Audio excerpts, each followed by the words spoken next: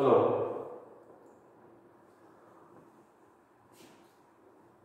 good afternoon, all students. BSc is the third year, second semester. जो rent agriculture के अंतर्गत आपकी lecture topic integrated watershed management के अंतर्गत, जिसके पहले आपको वाटरशेड मैनेजमेंट था,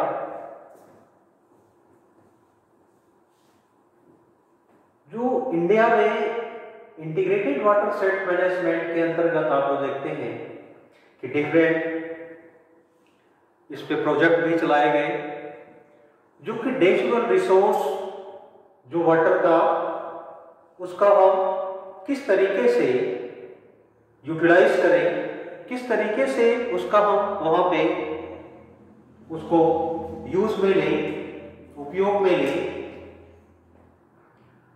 जो तीन तरीके से आप जो देखते हैं, थ्री टाइप्स। एक आपका इन्वायरमेंट, जो इन्वायरमेंट के लिए water quality, biodiversity, pollution, aquatic habitat, geology and climate change. तो ये जो इस पे इफेक्ट है कि हम पोल्यूशन से फ्री करके उस वाटर को हम किस तरीके से यूज में ले सकते हैं, जो रेनी वाटर है उसको हम हार्वेस्ट करके ग्राउंड सरफेस लेवल को कैसे इंप्रूव कर सकते हैं, और वाटर हार्वेस्टिंग टेक्निक के द्वारा हम जो वाटर कैचमेंट एरिया है लाइक पॉन्ड, तालाब, पिट, इस तरीके से उसको हम इंप्रूव करें।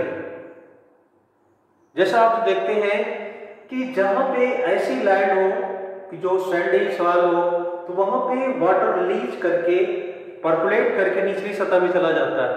तो वहां पे हमें पॉन्ड्स के रूप में जो पिट, गड्ढे बनाने के बाद उसमें नीचे पॉलीथीन की एक लेयर बिछा दें और उसको हम वहां पे वाटर कैचमेंट एरिया में वाटर मैनेजमेंट कर सकें। तो इस तरीके से जो आप देखते हैं कि वाटर मैनेजमेंट हो सके वहां पे। एंड नेक्स्ट इकोनॉमी, यानी उसमें manufacturing, agriculture, hydro power, transportation, forestry, इस तरीके से वहां पे उससे हम एक अच्छा इनकम भी वहां पे ले सकते हैं। एंड टूरिज्म के रूप में भी आप देखते हैं कि जहां पे हम इस तरीके से लेक, झील, पॉन्ड, तालाब और कुछ इस तरीके से वहां पे हम वाटर को मैनेज करके जो कैचमेंट एरिया में रख करके वहां पे उसको हम उस रूप में यूज में ले सकते हैं कि जो उसका पूरा वहां पे यूटिलाइज हो सके। एंड एक सोसाइटी में drinking water, food risk, flood risk and water management, land use.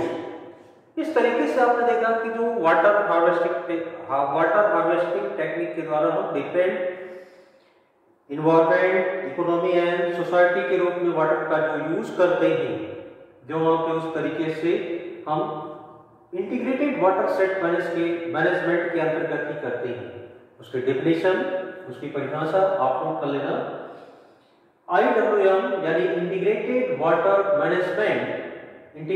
Watershed management aims at holistic development of an area through optimal resource utilization by adopting watershed as a unit, conservation of natural resource such as soil, water and vegetation is a paramount importance in watershed program for maintaining productivity, and achieving sustainability, जहां पे हम ऐसे natural तरीके से जहां पे हम conservation practice करके वाटर को वहां पे कंजर्व करते हैं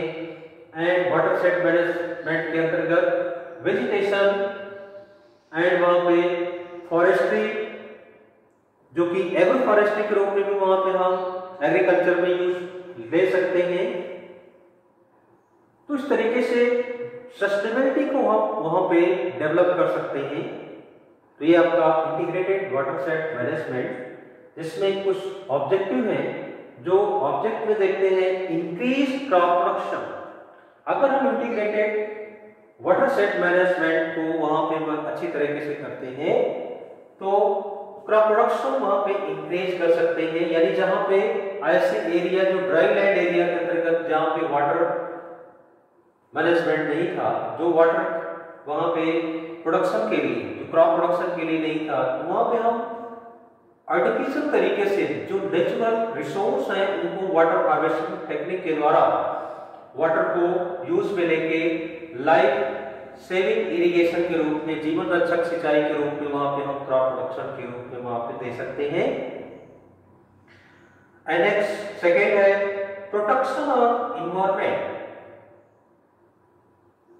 इंटीग्रेटेड वाटर सेट मैनेजमेंट अगर हम वहां पे अपनाते हैं, अडॉप्ट करते हैं, तो प्रोटेक्शन ऑफ इन्वायरमेंट, इन्वायरमेंट का प्रोटेक्शन भी होता है।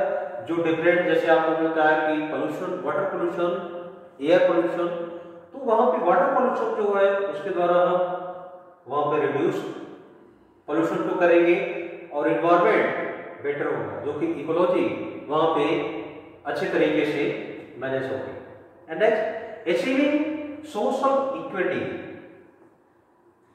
जो वहां की सोशल यानी जो वहां की इन्वायरमेंट और उसके साथ जो वहां पे ह्यूमन बीइंग, एनिमल प्रोडक्शन अच्छे तरीके से वहां पे मैनेज हो सकता है।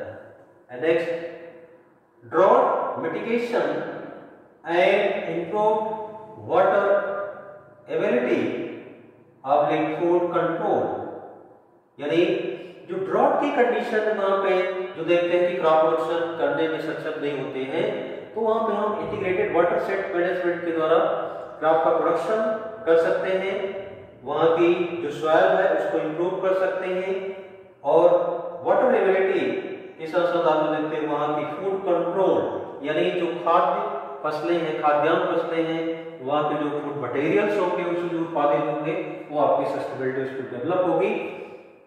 तो उस तरीके से हम जो water set, integrated watershed management के जो ऑब्जेक्ट है चार, उसके अकॉर्डिंग हम वहां पे वर्क करेंगे।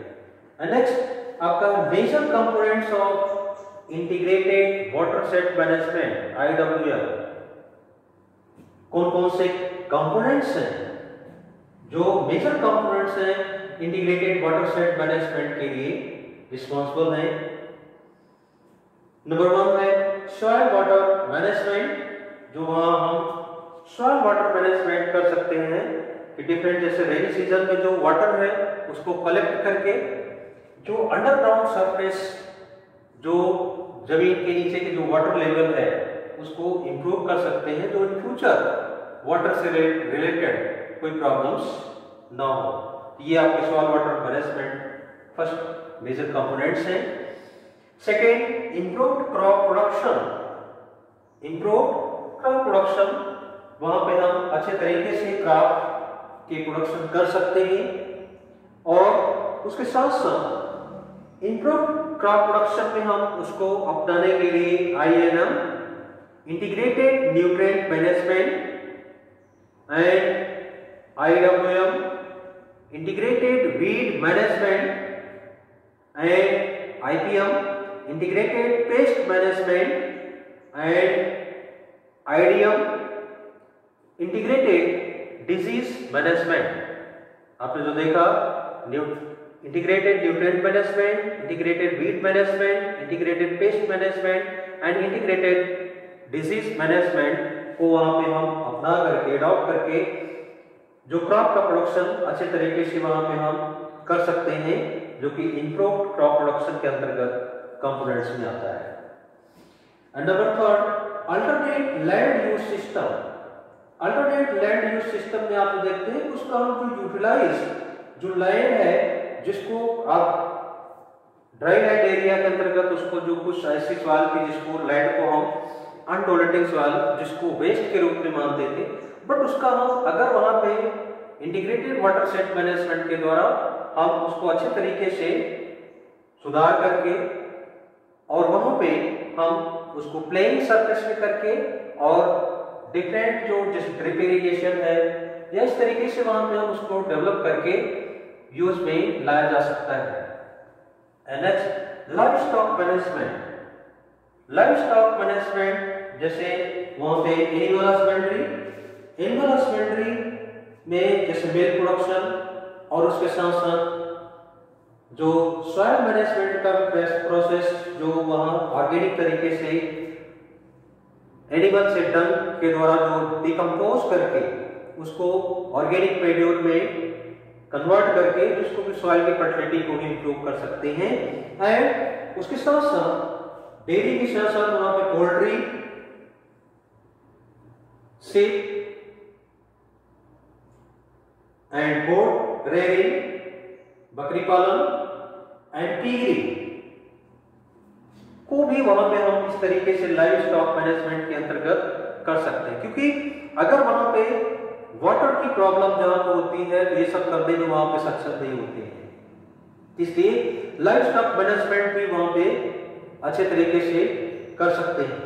And next, PC culture. PC culture को भी वहां पे हम अडॉप्ट कर सकते हैं और उसके अंतर्गत हम वहां पे एक अच्छे इन्वायरमेंट में वहां पे उसका प्रोडक्शन ले सकते हैं। एंड नेक्स्ट आपका एपी कल्चर। एपी कल्चर को भी वहां पे हम अडॉप्ट कर सकते हैं। And next, other agri based enterprise. Other agri based enterprise जो एग्रीकल्चर बेस्ड पे हो फॉर्मेट ऑफ फॉर्म एक्टिविटी, उसको भी वहां पे हम फॉर्म पे अडॉप्ट कर सकते हैं, जो कि उस वहां पे एग्री बेस्ड जो इंटरप्राइज के रूप में जैसे आपका मशरूम कल्टीवेशन है एंड उसके साथ साथ आप वहां बी कीपिंग, तो इस सब को हम अदर एग्री बेस्ड इंटरप्राइज के रूप में फॉर्म पे हम अडॉप्ट कर सकते हैं। एंड नेक्स्ट आपका होगा कि राजस्थान में कौन सा प्लेस है जहां पे हम इंटीग्रेटेड वाटर सेट मैनेजमेंट कर सकते हैं, जो वहां पे प्रोजेक्ट चल रहे हैं, तो उसमें आप नोट कर लेना। The agriculture in low rainfall area of Rajasthan of eastern Rajasthan degraded natural resource poverty and food security,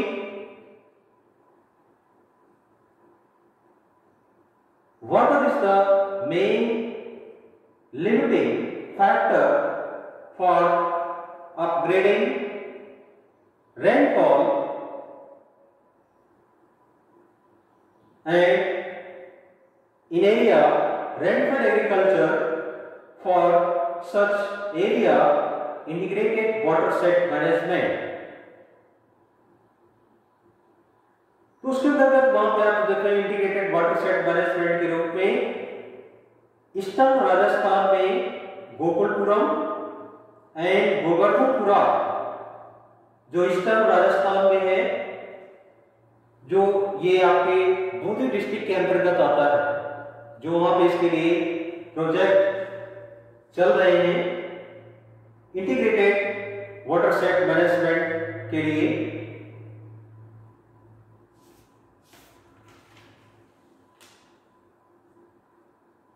and next आप watershed development programme. Watershed development programme आपके इंडिया में जो चलाए गए उसमें RBP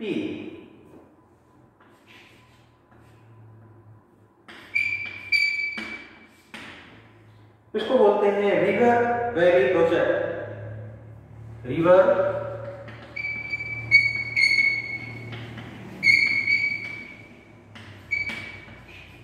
valley project. And next DDAP।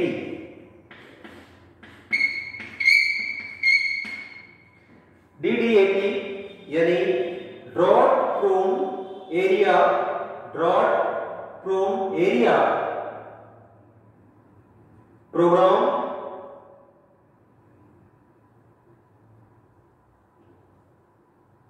And next है DDP,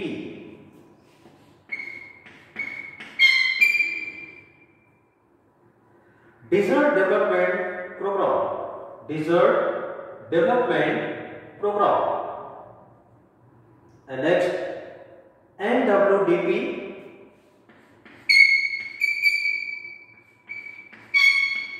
NWDPRA।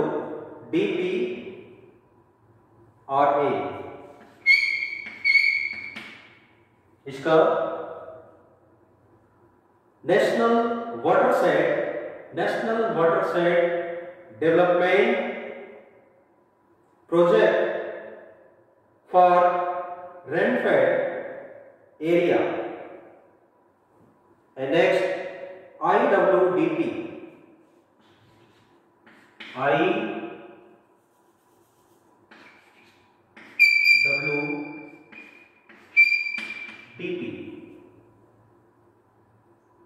Integrated watershed development programme.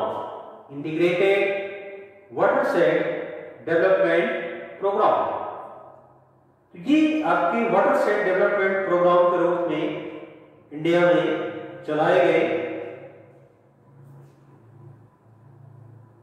तो आज आपकी जो lecture topic integrated watershed management में definition, object, component and development programme जो इंडिया में इसके लिए हुए, तो इसके अंतर्गत टॉपिक यही पे एंड होती है। नेक्स्ट कल इससे रिलेटेड आपको जो प्रॉब्लम्स है हमारे कॉन्टैक्ट नंबर पे इवनिंग 5 to 7 कॉन्टैक्ट कर सकते हैं। That's all, thank you.